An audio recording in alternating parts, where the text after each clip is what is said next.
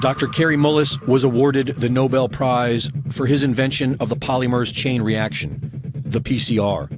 The PCR is a method of analysis and wasn't designed to test for a virus. Mullis explains why. And with PCR, if you do it well, you can find almost anything in anybody. It starts making you believe in the sort of Buddhist notion that everything is contained in everything else, right? I mean, because if you can amplify one single molecule up to something that you can really measure, which PCR can do, then there's just very few molecules that you don't have at least one single one of them in your body, okay? So that could be thought of as a misuse of it, just to claim that it's meaningful. The PCR test can potentially find anything you are looking for, depending on how high you turn it up.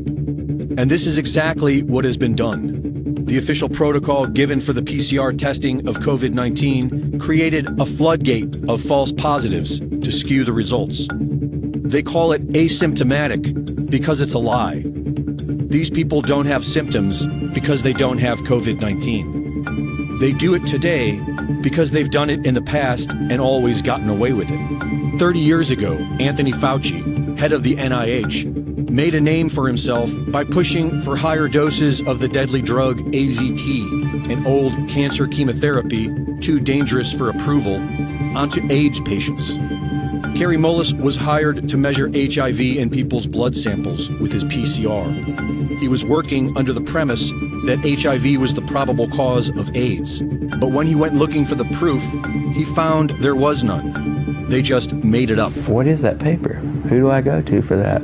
And I looked around, I asked a couple of virologists at that company, and they said, no, you don't have to reference. I said, I have to reference that because I don't know where that came from. How do I know that? And it turned out that nobody knew it. And I was getting really freaked about that. That's when I first started saying, they don't know. Nobody really knows. This whole thing is a big sham. Mullis pointed out how the CDC was losing money and how the HIV-AIDS connection brought their profits back in the black, and how the men at the highest levels were all in on it. Kary Mullis knew these men were dangerous. They don't want people like me walking up and asking them those kind of questions, and they're willing to go to great lengths to prevent that. They're out on a limb. I wouldn't want to be there with them. But he was still outspoken. When ABC's Nightline approached him about doing a documentary on his work, Mullis convinced them to cover the HIV debate after nearly a decade of ignoring it. In a 1994 interview with Celia Farber for Spin magazine, Kary Mullis expressed how he really wanted to expose Anthony Fauci and Robert Gallo. He said that he'd be willing to chase the little bastard from his car to his office, a Nobel Prize winner trying to ask a simple question from those who spent $22 billion and killed 100,000 people. It has to be on TV. I'm not unwilling to do something like that.